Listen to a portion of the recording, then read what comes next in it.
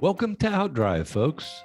I'm your host, Cliff Callis, and each week I'm bringing you actionable marketing insights you can apply to reach, connect with, and convert rural American consumers. Outdrive is powered by Callis, a full-service advertising agency with a focus on marketing rural America. Callis offers a wide range of integrated marketing services, including website development, search engine marketing, social media, video, and digital.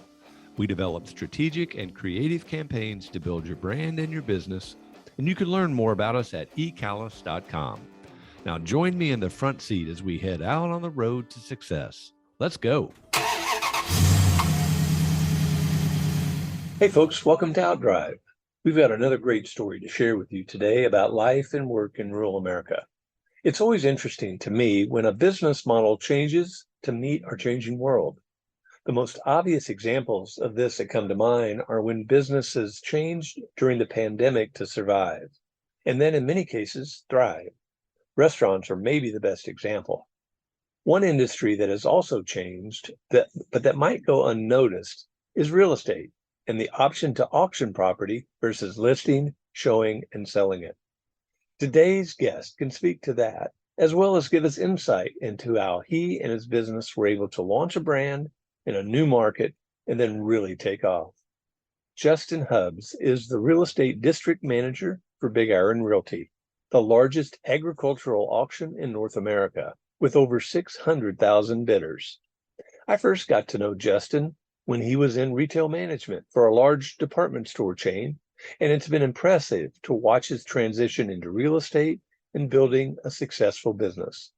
Stay tuned for ideas on strategic marketing ideas that really work, for insight into the auction business and what it takes to be successful, as well as Justin's thoughts on living, working, and playing in rural America.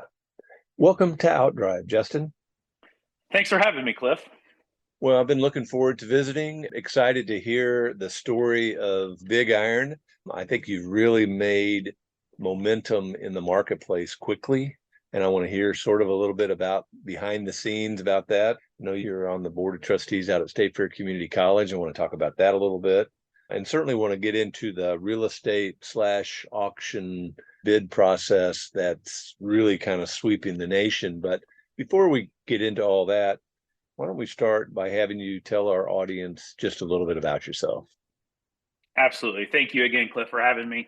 Born and raised in Salem, Missouri, small town, South Central Missouri, moved to Sedalia in 2000, went to State Fair Community College, and then got into the retail world and spent a good amount of time there, 19 years, I think, total in retail, and then had the opportunity to kind of shift gears and go into real estate.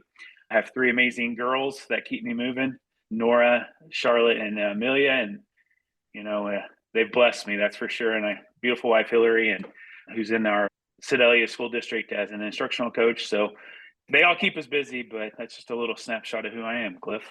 Yeah, well, great. I'm glad you mentioned the retail part of your career. I didn't realize you'd been in it that long. I have this opinion, we all have opinions about everything, but I really think that everybody ought to work in retail a little bit. And the reason I think is because it gives you an appreciation for what that business is all about. It's not easy to take care of the retail consumer. And I think that business teaches you how to treat people, how to provide customer service. And I think it's just good perspective for whatever you end up doing in your life. What were maybe a takeaway or two that you had from the retail career? Yeah, and I think that's the big thing, Cliff, that I took away from that experience is the whole customer service component, serving the customer. And through the 19 years, I was at Staples and sold the electronics all the way to the end when I was selling clothes and doing with Kohl's. It really just teaches you the different aspects of people and what from a team atmosphere, and not only serving associates and understanding how you can bring a team together to allow them to help you serve your clients, and also what your clients need from your team to help be served better too. So, the service industry is a tough one. It's changed a lot over the years, and how it gets marketed, how we draw clients in, how we sell to clients. It's definitely changed over the last 20 years, that's for sure. Well, it seems like that it was good preparation for what you're doing today. What attracted you to the real estate business? Well, the big thing I liked about the real estate business was it gives me the ability to be flexible, but it also gives me the ability to treat this as my own business, as an entrepreneur. Something I always, found interesting is I think when you get in the real estate world, yeah, you may work for a bigger company, but you're really running your own business here, and you can really cater it to your clients and be there to really support your clients, make those decisions, and but also have the backing of a bigger company at the same time. So it kind of gives that blend when you're looking to kind of have that entrepreneur spirit and be able to serve clients and help people. And that's the big thing I tell people. It's not about the commission or getting the job done. It's about taking care of that person, so that person goes out and says, these guys really took care of me, and they shared my story, they shared my legacy, they really made it about me. And that's what it's about. Like, we are here for the seller. And as we go through and look at an evolving company and doing more things, it's always, we're in it for the seller or we're in it for the buyer. How can we make that experience better for them? And that's kind of what drew me to this career field. So, I run a business as well and have for a long time. And I've seen business get harder and harder. From your perspective, what do you think it takes to run a successful business today? Take care of your clients and treat your associates, treat your coworkers. I like to call my coworkers my family. Like, you got to treat them like family. And I think you take care of your associates, take care of your coworkers, understand what your clients need, and you can really mesh it. But I think the biggest thing is understanding what your clients need and how can you help them by working through your associates, coworkers, peers to get that taken care of. Yeah, it's really all about the people in the service business, isn't it? All about the people. So tell us about BigIron. Yeah, BigIron, it's been around since 1984. It's a Nebraska-based company. Ron and Mark Stock founded the company right out of high school, pretty much, and still run it to this day. They're fantastic people. And, you talk about treating your, coworkers, treating your associates as family. They really do. And, some companies say it, Ron and Mark truly live it out every day, and they hire people that do the same thing. So 1984, they did what we call salt and pepper shaker kind of auctions, estate sales. Early 2000s, they had the vision, and they said, we've got to really think about how we can evolve. And internet was coming in, and Ron tells this story. The first time they did an internet or a telephone auction, they ran thousands of feet of phone cable to do a dial-up process, and they're out here chanting this auction, and they're like, the phone bids in, everybody's like, whoa, whoa, whoa, whoa, what is happening? And that's the evolution of getting more people to see the seller's product. And that's what we're talking about at the end of the day. What can we do for the seller? How do you get more people to see it? So they did the telephone auction. They had spent a few years building the BigIron website. That was one big thing they wanted to do. They wanted to be able to build the website, build the components that we use in-house so we can service them, so we can ensure we're protecting customer data. So they really had all this forethought going into the early 2000s. And then, early 2010, 2012 timeframe, they really accelerated it. And then we went to the virtual website. Estate sales, we kind of got away from it, went into the land, the real estate, the equipment's been big for us. But it's all internet based, 100% exclusive, unreserved, online, timed auctions. We cover 48 states on the equipment. We cover about 15 states on real estate. We sell classic cars. We sell livestock. And it's all sold the same way. It's unreserved, timed auctions. That's fascinating. I did not realize that you were into so many different types of auctions. So it's really, if what I'm hearing, I understand correctly, it's really more about the process than necessarily the land or the equipment or whatever it is. It's really the process that you perfected over these years. Am I understanding that right? Yeah. And I think that's the big thing is there's a process to how we go about an auction, how we market. And, there's a schedule to it, but also, as I talked earlier, is how do we take care of the seller? And that's really our big thing is we get a phone call from maybe a daughter or a son, and the parent has passed and they're not sure what to do with the estate. And our job is how do we go in and make that as simple, almost pushing that easy button for them. How simple can we make it for them? We go in, We really drive our real values to saying, this is what we think it's going to do. This is how we're going to do it. We just kind of lay it all out there, and we can take your equipment to your land, your hands off as much as you want, your hands on as much as you want to be, really just giving that total solution to each seller. So when you go and meet somebody new and they look at your hat that you're wearing today and they say, who's BigIron? What's your elevator speech for that? Yeah, we're a rural value family-based company that just really is here to market you and really share your legacy. Each seller has a story. Each seller has something they're proud of, and they should be, because a lot of these farmers and a lot of our clients have built what they may be selling or what their generational families may be selling. It's been built over generations, and that's not an easy thing, Cliff. And that's the big thing we want them to understand is we are here to help tell their story, to give them that moment of all this hard work. It may be coming to an end from this aspect of not having, whether it's the land or the equipment, but they still have a story to tell. And how do we continue to tell that story? So is it pretty much unlimited as to what you could sell through this process? We really focus on equipment, whether it be farm-based, construction-based, classic cars. We do most of that. We don't get into a lot of the knick-knack furniture type stuff. We keep it more towards a machinery. Kind of the inside thing is if it has a motor and starts, we pretty much sell it on the equipment side. Yeah. So I'm assuming that most of the interaction you have with your clients is virtual, correct? Some of it's virtual. I know a lot of us here in Missouri, and I kind of speak to, kind of what we do here in Nebraska as well, is we like to still get in front of the client. We want to go sit down with them. We want to spend time with them. We want them to understand that we know that it's taken them generations to build what they have. So we want them to understand they can trust us, that we're not just the next guy walking in the door to sell them something. We are truly here for them, to give them that proper opportunity and platform to talk about their legacy. So I think it's very important for us as a company. We still talk a lot about being in front of the client, spending time with the client. Ron talks about spend at least 4 hours with every client, in person, and really just getting to know them. Yeah, I think that's a great approach because the person to person is, it's irreplaceable. You can't do it via Zoom, can't do it over the phone. You got to be you just can't replace that experience. I think about, from a marketing perspective, which is what our podcast is all about, right? Marketing to rural America. You guys fall right into that. But I think about, you sort of have two things you have to communicate, right? You've got your brand building that you want to continue to do.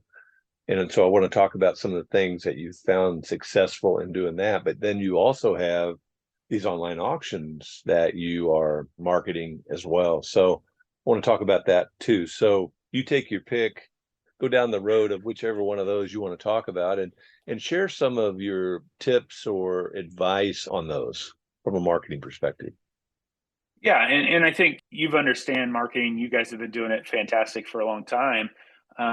Marketing is really key into this whole component, and we really are about rural values, rural America. When you market to rural America with the rural values, it's a different type of marketing, in my opinion. And you were talking about we've got to be able to do some things virtually through the auction, but also in person. And I think, whether that's a newspaper ad or a billboard, but we do a lot of hand delivering flyers and hand delivering and knocking on doors and saying, hey, did you see what we did just right down the road? We told Mr. Smith's legacy. Have you guys thought about what that's going to look like when the time comes for you? Like, how can we help you tell your story? How can we help you prepare? So I think a lot of that marketing is still printed flyers, but it's also knocking on doors and just talking or going to a coffee shop and just sitting with these guys and just listening and just understanding and kind of watching what they do and, what they react to. Well, I saw in the paper, this auction's coming up or this thing happened. So I know the paper sometimes gets labeled as a dying area, and it very well may be in some areas, but rural America still reads it and rural America still goes after that segment.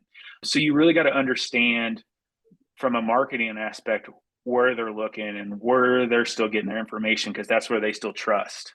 And I think that's the big thing there is using those outlets that they still trust to understand how you can get in front of them and how their story can be seen as well. Well, I think that's a solid approach, very strategic. And, from my perspective, there's nothing better from a marketing standpoint than personal sales. I mean, nothing replaces that person to person interaction because you have the opportunity to build some rapport, develop a relationship, understand the needs maybe at a higher level than you would in any other way, overcome maybe any objections that might be out there, which is harder to do in other forms of media. And I think you made a great point also in that, newspapers aren't dead, especially out in the country, but even in the cities, people still read the daily newspaper or weekly newspaper or the weekly flyer.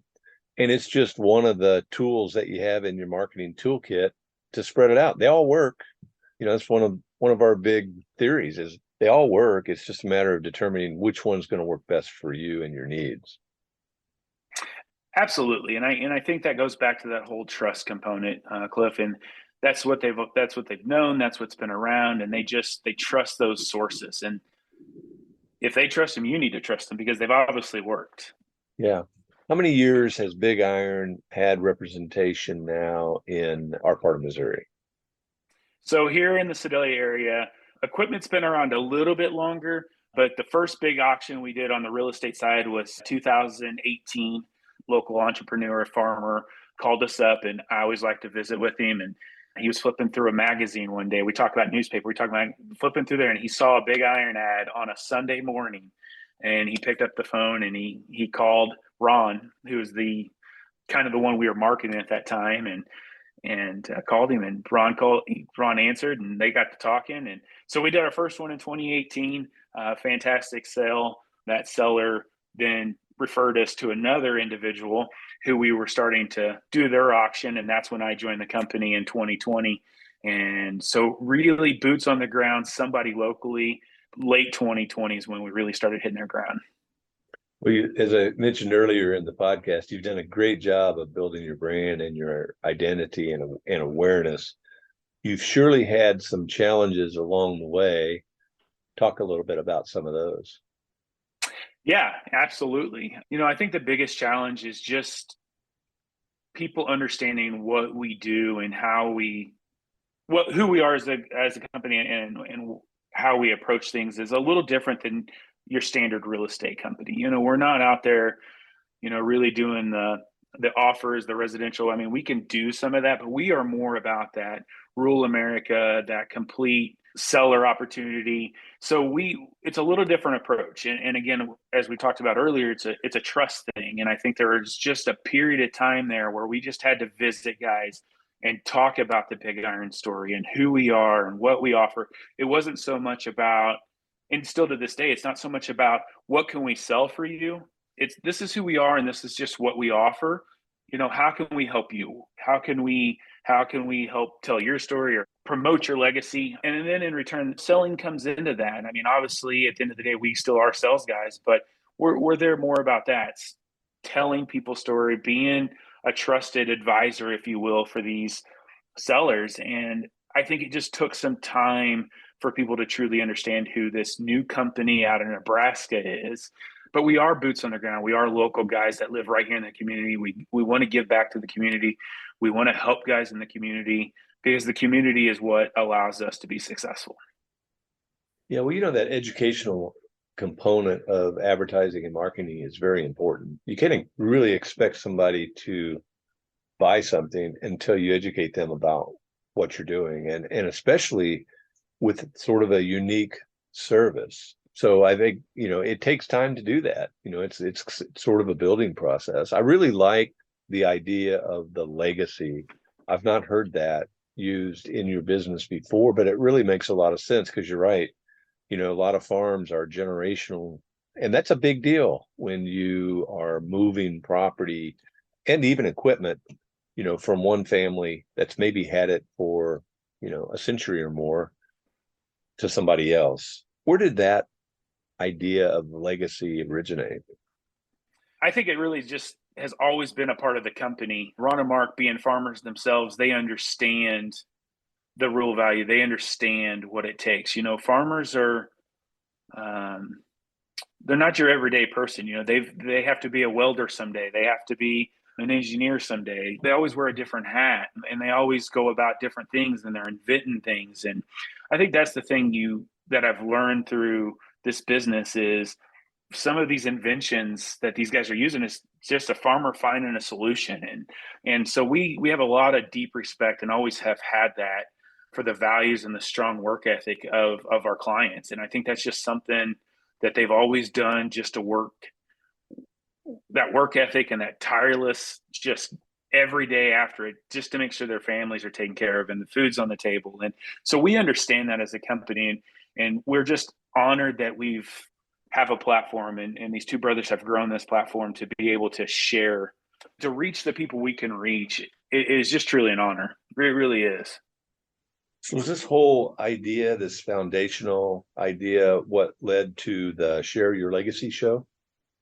Yes, I think that's just something that we've always kind of talked about, how we call them one day sales, where we're selling their land and machinery. That gives them an opportunity to be a legacy. But what we wanted to do was go a step farther. So we did this Share Your Legacy, and this really started taking off early this year. So January 2023, we really hit the ground running hard with this. It was just an opportunity for us to really broadcast and tell these inspirational stories from these small towns. And if you just go out and watch some of these, they're available through our website, BigIron.com. But you can go out there and look at some of these legacies that these guys have.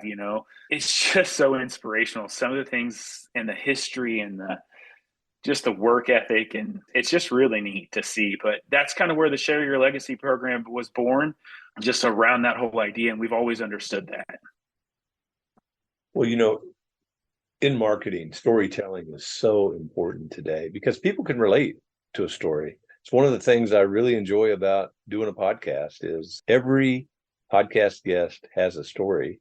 And, many times, even though I might know the person, I don't really know them, but I just feel like I know them even better after the podcast. And I've had a lot of feedback from not only guests, but people, that listen, that it's kind of like, oh, I learned something new about that person, or I thought I knew him, but I really didn't. And so that's pretty cool. I like that approach that you're taking. Our area, our region right now, I think is unique in many ways because there's a lot going on here. There's a lot of development, a lot of infrastructure going into place, a lot of construction right now. And, real estate is kind of the foundational component of all of that. What do you see ahead for our region? Yeah, I think, around that, the idea is certain areas may feel some of the impact, on a more world level. I think sometimes here in our area, Cliff, we don't always instantly feel that. We may never feel that. And I think the big thing for us going forward is I think the market still continues to be strong. I still see, I follow the residential market still every day, even though I may not deal in it every day. I still like to know where the trends are. What are we seeing? And I think from that aspect, the market's still a very strong market. Everybody's talking interest rates and oh my gosh, 6 and 7s. Historically, though, those are not bad numbers. I talk to farmers every day that started in 1980s when, agriculture, yeah, it was tough in the 80s for agriculture. They're paying 18, 19% interest rates. 6s still don't scare them to this day. And so historically, rates are not as bad as it seems. It's bad because we're coming off such low rates. And of course, it'd be nice to get back to those rates, obviously, because it did help the housing market. But from a farmer standpoint, we haven't really seen that impact truly yet. I mean, it could still be coming. I know some areas are seeing it. Some guys may be having to move some land to offset some payments from the rise in interest. But for the most part, these guys are still not overly leveraged, still a lot of cash-based transactions happening. And I think for the most part, we're just keeping an eye on what these commodities are going to do. We're going to see what the rain brings, what some of these commodity prices. I think it is still going to be a strong market through the fall because we just really haven't seen a trend yet that says it's not going to be there. So I think we'll continue to see it be very strong. That's encouraging. Good. That's good for the economy. Another thing that's good for the economy is our local community college, State Fair Community College. You're on the board of trustees. What motivated you to become involved at that level? Yeah. So as I mentioned earlier, I got my degree from State Fair and I went from there right into kind of management with retail with my business administration, but it was very rewarding for me. And so when I had the opportunity to come back and I ran for the board, I didn't quite make that one happen, if you will. So Mary from the foundation board called me and she said, "Would you serve on the foundation board?" I said, "Absolutely." I mean, it was without a doubt an opportunity to get on there and really continue to help move the college forward, move to where we can continue to help students be successful, whether they're traditional or non-traditional. How do we continue to evolve? How can we continue to give them a solid product, if you will, so they can better themselves? And I think that's one thing. As you look at the community college, we're giving people, whether they're non-traditional or traditional, we may be giving their family the first opportunity to gain a trade or a skill or a degree that could ultimately alter their generational family. It may always been this course for the family.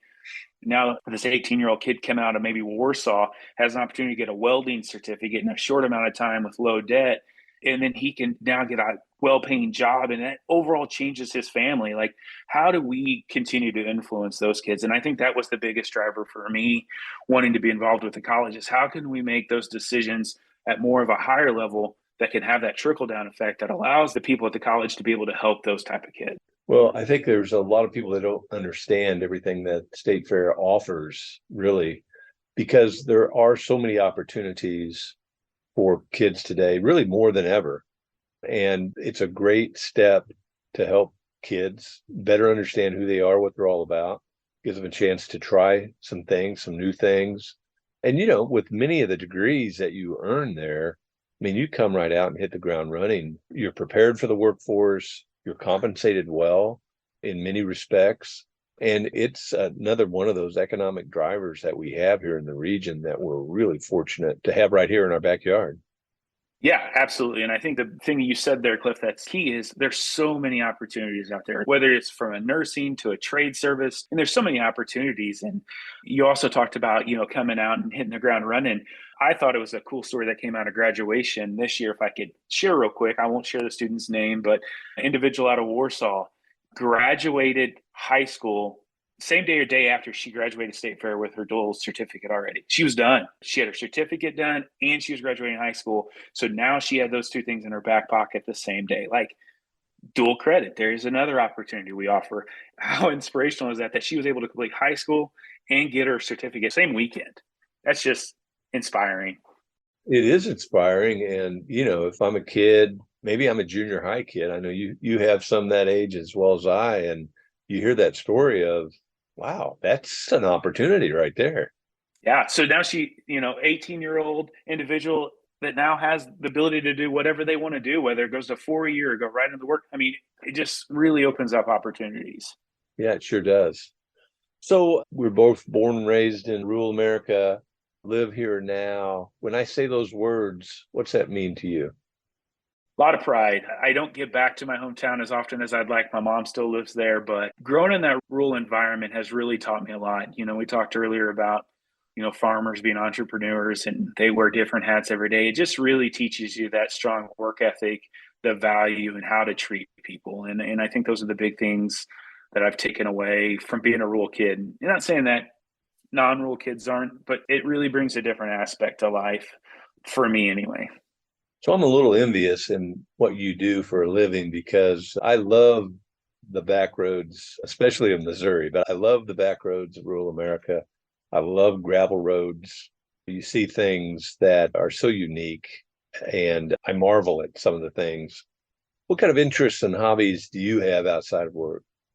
Big in gardening. My dad was always a big gardener, liked to grow our own vegetables and fruits. And so I've kind of did my best to continue that on because it's just something that allows me to hang on to that piece of childhood, I guess, but also understanding of what it takes to put the food on the table outside of just a job too. And so that's one of my big hobbies that I really like to do. And then, interest, just my kids, you're really trying to teach them that same idea, that same philosophy that I was given and opportunities. And so those are kind of some things that really drive me, Cliff.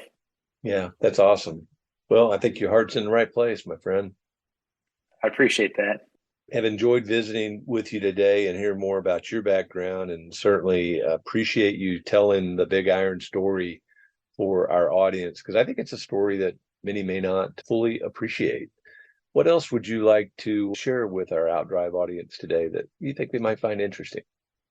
I think we've touched on a lot of topics, and I think the big thing that I want to talk about today is just that whole legacy component, who we are, how we understand that, and how we want to help you promote it. We have over 600,000 bidders in our database. We're one of the largest North America databases on our online auction company. So we have the platform and the reach to help tell that legacy, and we'd love to be able to tell your legacy. So for somebody out there that's interested in getting hold of you, what's the best way? Yeah, BigIron.com is our website. You can call the office here locally, stop by the office. We always love having visitors. We always got a pot of coffee on 1800 Liberty Park Boulevard if you're in the Sedalia, Missouri area. But BigIron.com is the best way. You can get anybody in the nation. So whether you need somebody in Minnesota, Washington State, or here in Missouri, BigIron.com is probably the best place. Great pitch. Great talking to you. Yeah, I appreciate it, Cliff, very much. Thank you. Folks, thanks for listening to OutDrive. I hope you've enjoyed our visit today with Justin Hubbs, Real Estate District Manager for BigIron Realty, the largest agricultural auction in North America. Come back again next week, and I'll take you down the roads of rural America, where it's heaven on earth. Thanks for taking a ride with us on OutDrive. This episode is complete, so head on over to ecallis.com for more insight you can apply to help drive your business growth. And be sure to sign up for our free monthly e-letter, OutThink, for even more helpful content about marketing to rural America. Have a great day and keep on driving.